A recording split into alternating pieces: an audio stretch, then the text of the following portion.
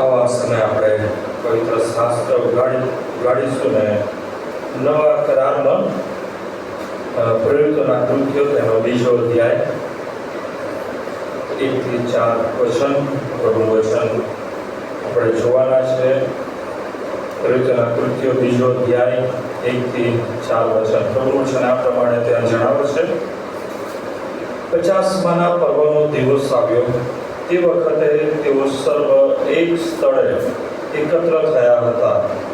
ત્યારે આકાશમાંથી એકાએક ભારે આંધીના દુર્વાટ જેવો અવાજ આવ્યો અને તેઓ જ્યાં બેઠા હતા તે આખું ઘર ગાજી રહ્યું. અગ્નિના જેવી છૂટી છૂટી પડતી જીભો તેઓના જોવામાં આવી અને તેઓમાંના દરેક ઉપર એક એક બેઠી. તેઓ સર્વ પવિત્ર આત્માથી ભરપૂર થયા અને આત્માએ જેમ તેઓને બોલવાની શક્તિ આપી તેમ તેઓ જુદી જુદી ભાષાઓમાં બોલવા લાગ્યા. આ પ્રભુનું વચન છે. ફરીને આપ સર્વનો પ્રભુના નામમાં પ્રેમી સલામ પાઠવતા બે મહિનાના આજના છેલ્લા રવિવારની ભક્તિ સભામાં આપનો ઉપકાર કરું છું. આપની પ્રાર્થનાઓના માટે, મંડળીના માટે આપ પ્રાર્થના કરી રહ્યા છો, વિંગોના માટે, પાસ્ટર કમિટી બાળક પરિવાર માટે પ્રાર્થના કરી રહ્યા છો. સર્વનો આભાર માનું છું. આપ સર્વના પ્રેમ માટે, આપ સર્વના સાથ સહકાર માટે પણ આપ સર્વનો આભાર માનું છું. ગયો રવિવાર એટલે 50માનો દિવસ. ગયા રવિવારે 50માનો દિવસ ઉજવવામાં પણ આવ્યો અને એના અનુસંધાનમાં એક વિચાર પણ પ્રભુએ મને આપ્યો કે જેથી આ વચનો દ્વારા એ બાબત આપની સાથે શેર થાય, પ્રભુના વચનોથી આપણે ખુલાસામાં બધું જાણી શકીએ. એના માટે થઈને આજના વચનો પ્રભુએ મને પૂરા પાડ્યા છે. પ્રભુનો પુષ્કળ આભાર માનું છું. આપણને દરેકને એમ થાય કે રવિવારે આપણે ભક્તિ સભામાં જઈએ છીએ. રવિવારની ભક્તિ સભામાં કેમ જવું જોઈએ, શા માટે જવું જોઈએ, કે પછી આપણે આવીએ છીએ તો કેમ આવીએ છીએ, એવો પ્રશ્ન થાય.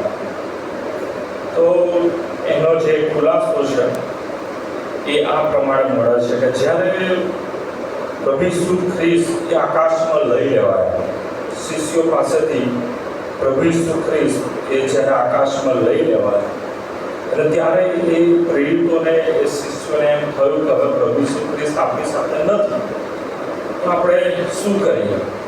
અને ત્યાં એ લોકોએ આ બાબતની શરૂઆત કરી. તમે જો પહેલો અધ્યાય, પ્રેરિતોના કૃત્યો પહેલો અધ્યાય અને ત્યાં 12મી કલમથી વિશ્રામવારની મુસાફરી જેટલે દૂર યરૂશાલેમની પાસે જૈતુન નામે પહાડ છે ત્યાંથી તેઓ યરૂશાલેમ પાછા આવ્યા. 13મી કલમ. ત્યાં આવ્યા પછી જે મેળી ઉપર તેઓ રહેતા હતા ત્યાં તેઓ ઉપર ગયા. એટલે પિત્તર, યોહાન, યાકૂબ, આંદ્રિયા, ફિલિપ તથા થોમા, બારથોલોમી તથા માથી, આલ્ફીનો દીકરો યાકૂબ તથા સિમોન ઝેલોતસ તથા યાકૂબનો ભાઈ યહૂદા ત્યાં ગયા. એ સર્વ સ્ત્રીઓ સહિત તથા ઈસુની મા મરિયમ અને તેમના ભાઈઓ એક ચિત્તે પ્રાર્થનામાં લાગુ રહેતા હતા. 15મી કલમ. તે દિવસોમાં ભાઈઓની વચમાં તે વખતે આશરે 120 માણસો ભેગા હતા. 120 માણસો. અને ખરેખર એ લોકોએ જે શરૂઆત કરી, સંગતની શરૂઆત કરી, 120 માણસોની સંગત કયા દિવસે મળી? તો રિઝરેક્શન ડે એટલે કે પ્રભુના પુનરુત્થાનના દિવસે એ લોકો એકઠા મળ્યા. અને પ્રભુના પુનરુત્થાનના દિવસને એ લોકો એકઠા મળીને ઉજવવાનું શરૂ કર્યું. અને એ પુનરુત્થાન દિનની ઉજવણીના એ દિવસે અને ત્યાં થયું એવું કે પછી 50માના દિવસે, એટલે એ પણ દિવસ એ જ હતો કે એ લોકો એ પુનરુત્થાનના દિનની ઉજવણી કરતા હતા, મળીને પ્રભુનો આભાર માનતા હતા. પ્રભુ ઈસુ ખ્રિસ્તના પુનરુત્થાનના માટે થઈને એ લોકો ત્યાં પ્રાર્થનામાં એક રીતે લાગુ રહેતા, પ્રભુને આભાર સ્તુતિ કરતા, પ્રભુને મહિમા આપતા. અને આ કાર્ય થયું.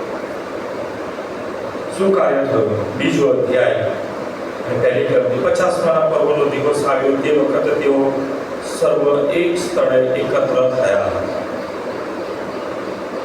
આજનો સંદેશો જે હું કહેવા માંગુ છું, આજનો જે પ્રભુના વચનો દ્વારા જે ખુલાસો છે કે પ્રભુએ આશીર્વાદ આપ્યો છે. કોને આશીર્વાદ આપ્યો છે?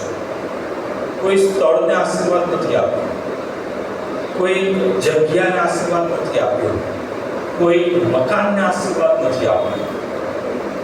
પ્રભુએ આશીર્વાદ આપ્યો છે એના નામથી એકઠા મળેલા લોકોને, એની મંડળી, પ્રભુની મંડળી. દેવની કન્યા એ કોણ છે? તો પ્રભુના નામથી જુદા જુદા એકઠા થયેલા લોકો એ પ્રભુની મંડળી છે. તમે જો ફરીથી સંદર્ભ કરો કે 50 પર્વનો દિવસ આવ્યો તે વખતે તેઓ સર્વ એક સ્થળે એકત્ર થયા હતા. એકઠા મળવું પ્રભુના નામમાં. ભલે આપણે જુદા જુદા છે, મારા વિચારો જુદા છે, તમારા વિચારો જુદા છે, મારું જીવન અલગ, તમારું જીવન અલગ, રહેણી અલગ, ભાષા અલગ, પહેરવેશ બી અલગ હોઈ શકે, જુદા જુદા ઘરોમાં રહીએ છીએ, જુદા જુદા કુટુંબવાળા છે, પરંતુ જ્યારે પ્રભુના નામથી આપણે એકઠા મળીએ છીએ, પ્રભુના નામમાં કોઈ એક સ્થળે આપણે એકત્ર થઈએ છીએ, તો ત્યાં પ્રભુના આશીર્વાદ ઉતરી આવે છે એ મંડળી ઉપર, એ લોકો ઉપર. અને એ જ વિચારસરણીમાં હવે તમે વિચાર કરો કે જો આ પ્રભુના શિષ્યો જે 120 લોકો છે એ લોકોએ રિઝરેક્શન ડે એટલે પુનરુત્થાન દિનની ઉજવણી ના કરી હોત તો શું આશીર્વાદ મંડળીને મળત? શું એ 50 દિવસે જે પ્રભુએ આત્મા રડી જે લોકો પર શું એ આવત? બહુ મોટો પ્રશ્ન છે. ઉજવીએ છે 50નો દિવસ, મંડળીના સ્થાપનનો દિવસ, પવિત્ર આત્માના આશીર્વાદનો એ પ્રાપ્ત કરવાનો દિવસ ઉજવીએ છે.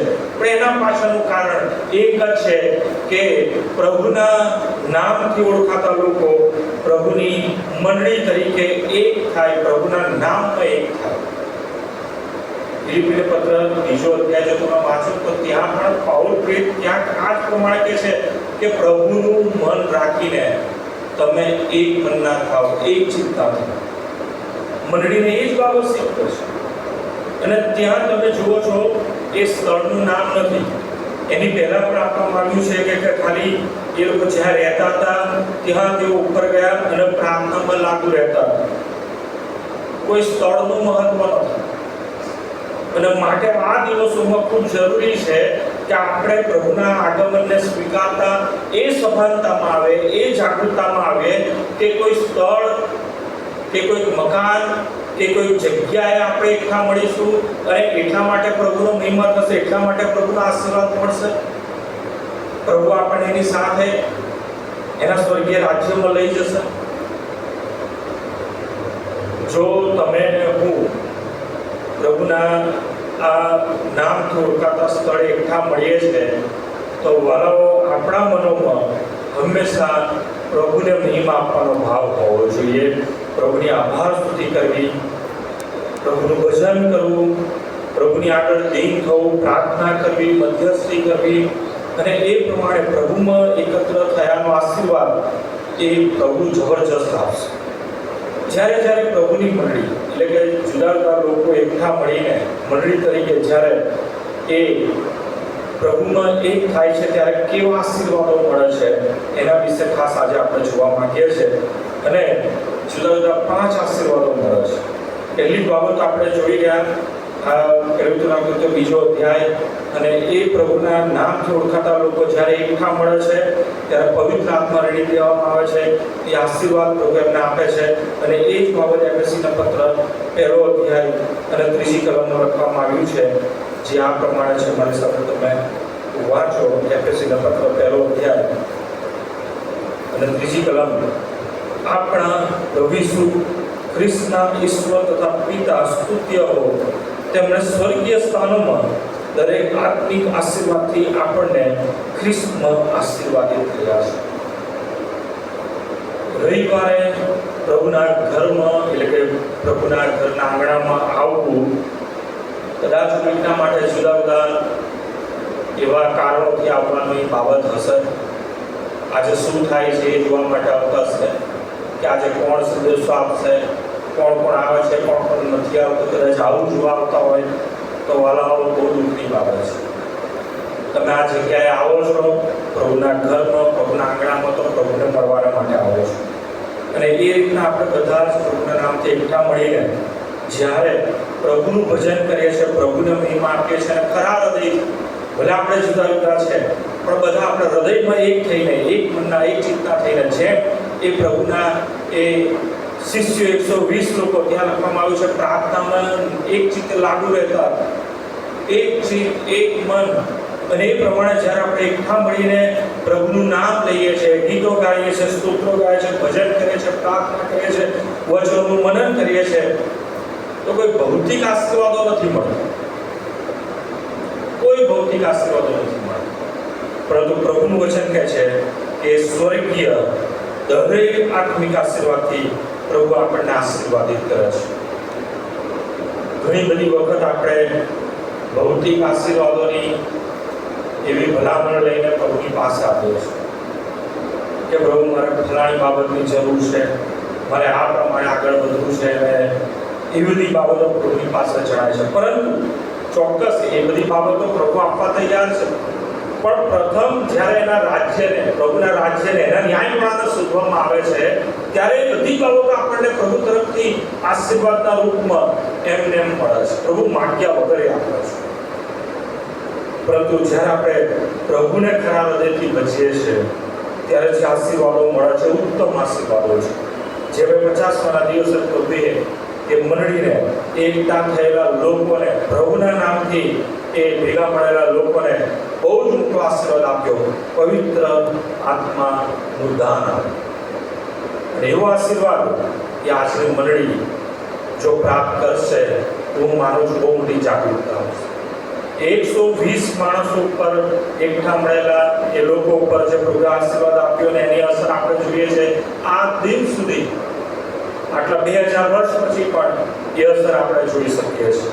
અને ચોક્કસ પ્રભુના આગમનની જ્યારે નજીક છે, ત્યારે આપણે પ્રભુના લોક તરીકે, બેવલા તરીકે, પ્રભુના નામમાં એક મનના એક ચિત્તના થઈને પ્રભુના આગમનને સ્વીકારવા માટે પ્રાર્થના કરીએ, પ્રભુનું ભજન કરીએ, અને પ્રભુના વચનોની આધીનતામાં વધુ દ્રઢ મજબૂત થઈએ.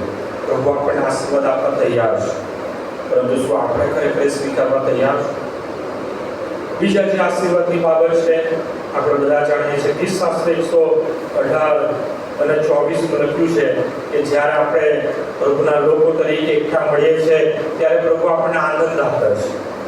ગીતશાસ્ત્ર 118 અને 24, આ દિવસ યહોવાએ આપણને આપ્યો છે, તેમાં આપણે આનંદ ઉત્સવ કરીએ.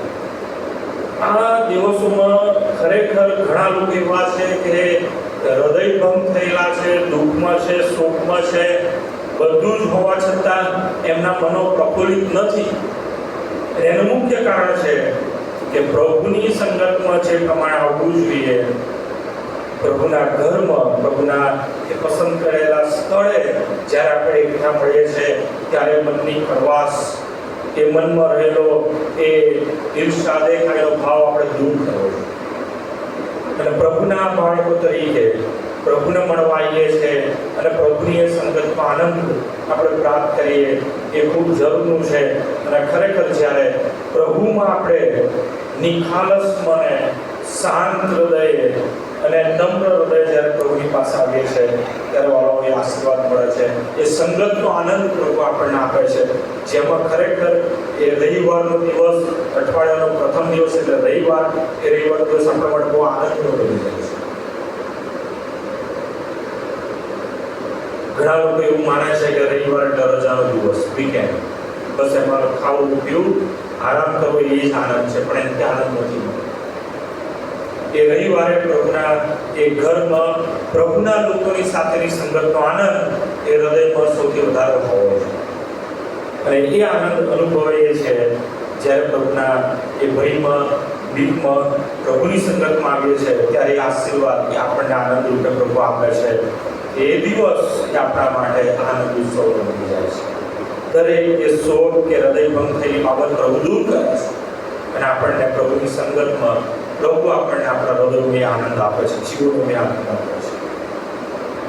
ત્રીજી બાબત, ગણનાનું પુસ્તક 6 અધ્યાય, તમે ખોલો મારી સાથે. ગણના 6 અધ્યાય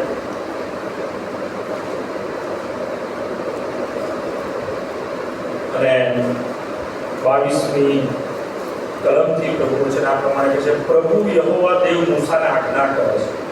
ગણના 6 અધ્યાય 22મી કલમ. અને યહોવાએ મૂસાને કહ્યું, હારૂનને તથા તેના દીકરાઓને એમ કહો કે તમે આ પ્રમાણે ઇઝરાયેલી લોકોને આશીર્વાદ આપો. તેઓને તમે એમ કહો કે યહોવા તને આશીર્વાદ આપો ને તારું રક્ષણ કરો. યહોવા તારા મુખનો પ્રકાશ તારા પર પાડો ને તારા પર કૃપા કરો. યહોવા પોતાનું મુખ તારા પર ઉઠાવો ને તને શાંતિ આપો. એમ તેઓ ઇઝરાયેલીઓને મારું નામ આપે અને હું તેઓને આશીર્વાદ આપીશ. જ્યારે પ્રભુના લોક, પસંદ કરેલા લોક, ઇઝરાયેલી લોકો એકઠા મળતા હતા અને પ્રભુના એ સેવકો એટલે હારૂન પુત્ર એટલે કે યાજકોને એ મૂસા દ્વારા દેવની આજ્ઞા આપવામાં આવી કે તમે મારા પસંદ કરેલા લોકોને આ પ્રમાણે આશીર્વાદ આપો. કેમ? કેમ કે પ્રભુની ઈચ્છા છે, એ પ્રભુનો આશીર્વાદ છે. પ્રભુના પસંદ કરેલા લોકો જ્યારે પ્રભુના નામથી એકઠા મળે છે, એક મનના એક ચિત્તા થાય છે, ત્યારે પ્રભુનો આશીર્વાદ લોકોમાં એ પ્રગટ થાય છે. કયો આશીર્વાદ? પ્રભુના રક્ષણનો આશીર્વાદ. યહોવા તને આશીર્વાદ આપો ને તારું રક્ષણ કરો. કેમ? એ લોકો અરણ્યમાં હતા. અરણ્યમાં એવી ઘણી બધી એવી બાબતો હતી કે જે એમના માટે જોખમરૂપ હતી. અત્યારે આપણે જોઈ શકીએ છીએ કે કદી ના અનુભવી હોય એવી ગરીબીનો અનુભવ આ દિવસોમાં થઈ રહ્યો છે. રોજ હું જોઉં છું ઓછામાં ઓછા 2 વ્યક્તિઓના મરણના સમાચાર તો આવે છે આ દિવસો. ગરમીના કારણે મરણનું પ્રમાણ પણ વધી રહ્યું છે. જાત જાતની એવી બીમારીઓ થઈ રહી છે. આ દિવસોમાં આપણે વાળાઓ પ્રભુના બાળકો તરીકે પ્રભુની સંગતમાં આવીએ છીએ ત્યારે મંડળી તરીકે એ પ્રભુના આશીર્વાદો પ્રાપ્ત કરવા માટે આપણા હૃદયોને અને આપણા જીવનને તૈયાર કરીએ. કેમ કે આ સમય એવો છે અને આવનારો સમય જે આવશે કે પ્રભુ જો આપણું રક્ષણ નહીં કરે તો આપણે બચી શકીશું. જો પ્રભુ આપણને સંભાળશે નહીં, પ્રભુનું રક્ષણ જો આપણા જીવનમાં હશે નહીં, તો બહુ મોટા જોખમમાં, બહુ મોટી ભયાનક પરિસ્થિતિમાં આપણે પડી શકીએ છીએ. પ્રભુ યહોવા પોતાના મુખનો પ્રકાશ તારા પર પાડો, તને કૃપા કરો. યહોવા પોતાનું મુખ તારા પર ઉઠાવો અને તને શાંતિ આપો. આ દિવસોમાં લોકોને શાંતિની તાતી જરૂરિયાત છે. ઘણા બધા જીવનો અશાંત છે. એ ચાહે પતિ પત્ની વચ્ચે હોય, મા બાપ બાળકો વચ્ચે હોય, સંયુક્ત કુટુંબમાં હોય, મંડળીઓની બાબતો જો આપણે કરીએ, મંડળી એમાં પણ આ પ્રશ્નો છે, શાંતિ નથી. અને માટે ખૂબ જરૂરી છે કે પ્રભુની સંગતમાં આવીને પ્રભુના લોકો તરીકે આપણે પ્રભુના એ આશીર્વાદો સ્વીકારવા માટે આપણા મનોને, જીવનોને તૈયાર કરીએ. પ્રભુ તને શાંતિ આપે. ચોક્કસ પ્રભુ ઈસુ ખ્રિસ્ત કહે છે યોહાનની સુવાર્તામાં કે હું મારી શાંતિ તમને આપીને જાઉં છું, જગત આપે છે તે પ્રમાણે. અને એવી શાંતિનો અનુભવ જો આપણે કરીએ છીએ તો પછી આપણા મનો કેમ અશાંત છે? શા માટે પ્રશ્નો છે આપણા જીવનોમાં, કુટુંબોમાં? શા માટે સમાજનો, મંડળીનો પ્રશ્નો છે? પ્રભુની શાંતિ ક્યાં? માટે ખૂબ જરૂરી છે કે પ્રભુની શાંતિ મેળવવા માટે આપણે આપણી જાતને તૈયાર કરીએ, જીવનોને એ પ્રમાણે તૈયાર કરીએ. માર્કની સુવાર્તામાં આવીએ, માર્કની સુવાર્તા 5મો અધ્યાય. ત્યાં પ્રભુ ઈસુ ખ્રિસ્ત પોતે એ ધન્યતાની બાબતોનો ઉલ્લેખ કરે છે અને કહે છે ધન્ય છે. કોને ધન્ય છે? જુદા જુદા એ લોકો જુદી જુદી પરિસ્થિતિઓથી પસાર થાય છે, દરેકના માટે પ્રભુ કહે છે 5મો અધ્યાય 3જી કલમથી આપવામાં જેઓ રાગ છે તેઓને ધન્ય છે. અને એની પરિપૂર્ણતા 12મી કલમ તમે જુઓ. બધી બાબતો ક્યાંય ભૌતિક આશીર્વાદની બાબત નથી, બધા જ આત્મિક આશીર્વાદોની બાબત છે. અને કોને એ લાગુ પડે છે? 12મી કલમ, તમે આનંદ કરો તથા ઘણા હરખાઓ, કેમ કે આકાશમાં તમારો બદલો મોટો છે. પ્રભુ આપણને જે આ બદલો આપવા માંગે છે, જે આશીર્વાદ આપવા માંગે છે, કે આ જગત આપે છે એ પ્રમાણેનો નથી. જો તમે પ્રભુની નજરમાં ધન્ય થશો તો તમે આનંદ કરો, કેમ કે આકાશમાં તમારો બદલો મોટો છે. આકાશમાં પ્રભુ આશીર્વાદ આપશે. આ જગત ઘણી વખત આપણે આ જગતમાં અથવા તો મંડળીમાં કે આપણી સેવાઓ દ્વારા એવી આશા રાખીએ છીએ કે કંઈક કોઈક મારો આભાર માને, કોઈક મારું નામ લે, કે આ બાબતની ગણના થાય, કે આ બાબત ભૂલી ગયા મંડળી હોય કે વ્યક્તિગત જીવનો હોય કે આપણે એકબીજા માટે કરીએ છીએ, દરેક બાબતમાં હોય છે.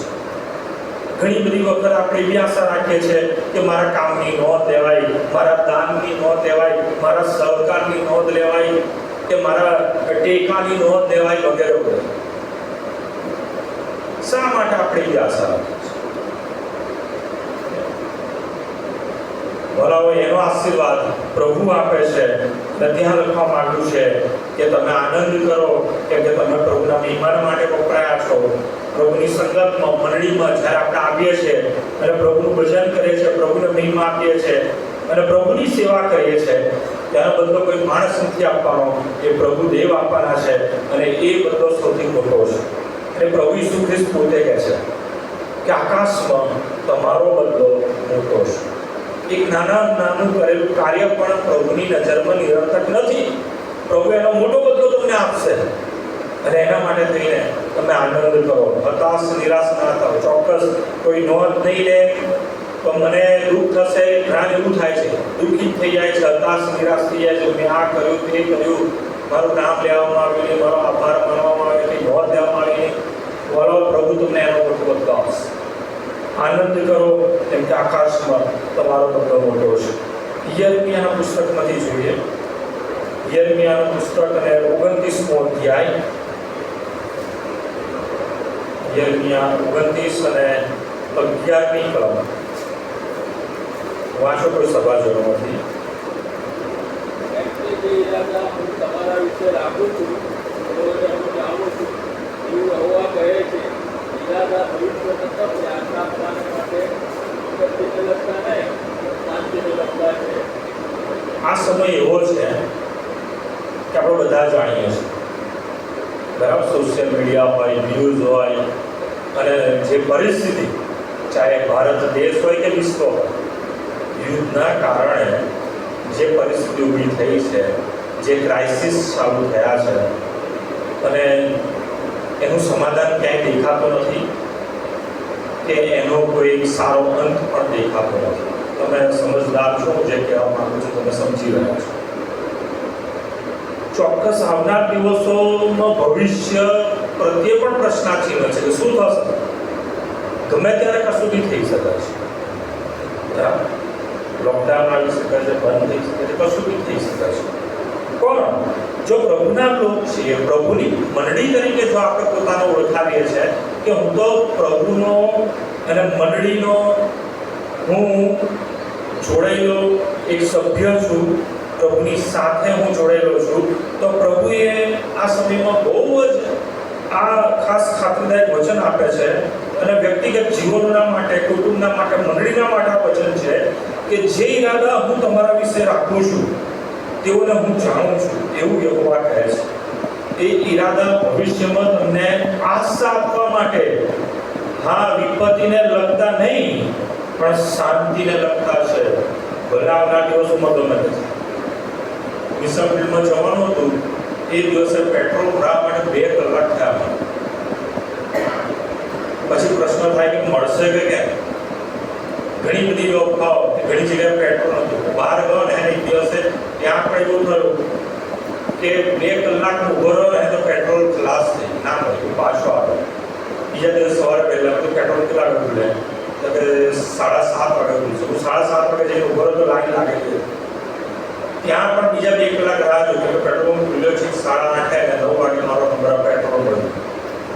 શું પરિસ્થિતિ થશે આપણે બધું જાણી શકીએ છીએ જગતના વિચારોથી, પણ જો આપણે પ્રભુને ઓળખીએ છીએ અને પ્રભુની મંડળીના આપણે સભ્ય છે તો વાલો પ્રભુનું વચન આપણા માટે આશીર્વાદરૂપ છે. જે અહીંયા કહે છે કે ભવિષ્યમાં તમને આશા આપવા માટે વિપત્તિને લગતા નહીં પણ શાંતિને લગતા છે. જો આ વચન મારા માટે પ્રભુ આપે છે તો ભલે ગમે તે થાય, મારા માટે તો પ્રભુ શાંતિ આપશે, વિપત્તિથી પ્રભુ બચાવશે અને પ્રભુ મને એ આશીર્વાદમાં ધરી રાખશે. ખરેખર આ વચન બહુ જ ઉત્તેજનરૂપ છે. ઘણી બધી એવી વચનરૂપી બાબતોનો ખુલાસા છે જો આજે કહેવા માંગતો હતો, પણ સમયના અભાવે આપણે અહીંયા પૂરું કરીએ છીએ. છેલ્લું વચન ઉત્પત્તિનું પુસ્તક 12મો અધ્યાય, ઉત્પત્તિનું પુસ્તક 12મો અધ્યાય અને બીજી કલમ એ પણ કોઈ વાંચો સવાજીનો માટે.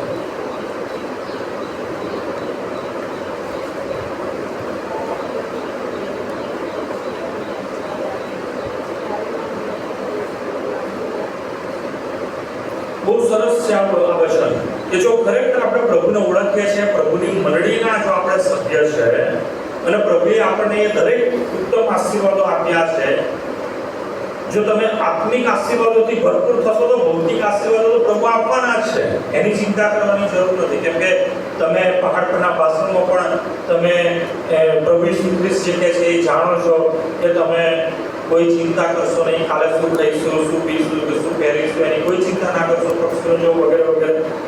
અને એટલા માટે હું કહું છું કે જો પ્રભુને ઓળખશો અને પ્રભુમાં જ્યારે આપણે એક મંડળી રૂપે હોઈશું તો જે આધ્યાત્મિક આશીર્વાદો પ્રભુ આપે છે એની સાથે ભૌતિક આશીર્વાદો મળવાના જ છે. અને અહીંયા પ્રભુ ઇબ્રાહીમને ખાતરી આપે છે 12મો અધ્યાય ઉત્પત્તિનું પુસ્તક બીજી કલમ, હું તારાથી એક મોટી કોમ ઉત્પન્ન કરીશ ને તને આશીર્વાદ આપીશ ને તારું નામ મોટું કરીશ અને તું આશીર્વાદરૂપ થશે. ત્રીજી કલમ, જેઓ તને આશીર્વાદ આપે તેઓને હું આશીર્વાદ આપીશ ને જેઓ તને શ્રાપ આપે તેઓને શ્રાપ આપીશ અને તારાનો પૃથ્વીના સર્વ કુટુંબ આશીર્વાદ પામશે.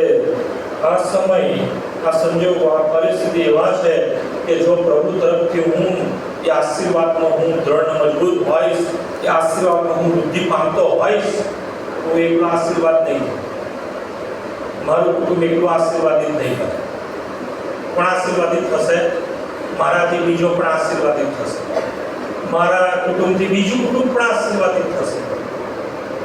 ચોક્કસ એ અનુભવ મને એ 16 તારીખે મેની 16 તારીખે સાંજે હતો કે ઉમરકચ્છ મંડળના ઇનોગ્રેશનની એ જાહેર સભામાં કે ઓપન ગ્રાઉન્ડમાં એ સભા હતી. 1500થી વધારે લોકો અને પ્રભુને એવું વચન એટલું જબરજસ્ત આશીર્વાદનું થયું કે ખરેખર પ્રભુને આશીર્વાદ હું જોઈ શકું. ક્યારે થશે?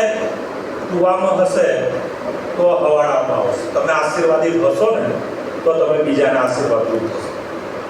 પણ એ તો આપણને જ આશીર્વાદ ના ફાંફા, ત્યાંથી પછી કુટુંબ કે મંડળી કે બીજાના આશીર્વાદ વહેંચવાની વાત છે. આપણે જ કેવી માનસિકતાથી પ્રભુના ઘરમાં આવતા હોઈએ, નેગેટિવ બધું ભરીને આવતા હોઈએ, ત્યાંથી પ્રભુનો આશીર્વાદ મળે. તમે એ કઈ રીતના આશા રાખો કે પ્રભુના આશીર્વાદ આપશે? ચોક્કસ આશા તો રાખેલી મને આશીર્વાદ મળે. પ્રભુ ઈચ્છે છે કે તમે આશીર્વાદ પ્રાપ્ત કરો, પણ એના માટે જે જરૂરી છે એ તમારો ભક્તિને લગતો એ ભક્તિભાવ, આત્માથી સત્યથી દેવનું ભજન કરવું, દેવની સંગતમાં આવવું એ ખૂબ જરૂરી છે. ઘણા બધા એવા ઉદાહરણો છે. એક જ ઉદાહરણ જો હું આપું, નવા કરારમાં જે પ્રમાણે આપણને મળે છે કે 2 માણસ એ પ્રભુ ઘરમાં ગયા પ્રાર્થના કરવા માટે, ભજન કરવા માટે.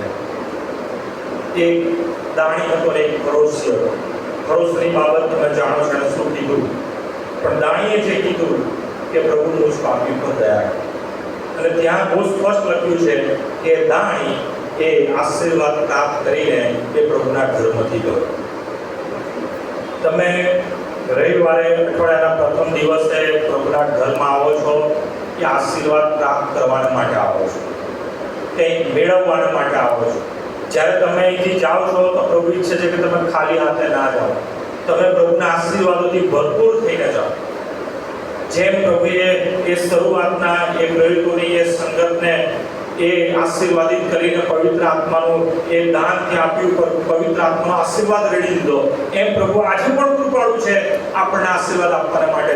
જ્યારે પ્રભુના નામથી આપણે એકતા મળીએ છીએ, મંડળી તરીકે, પ્રભુના લોક તરીકે, પ્રભુ આપણા હૃદયમાં આપણો ભાવ જાણે છે અને પ્રભુ એનો આશીર્વાદ રેડી દે છે.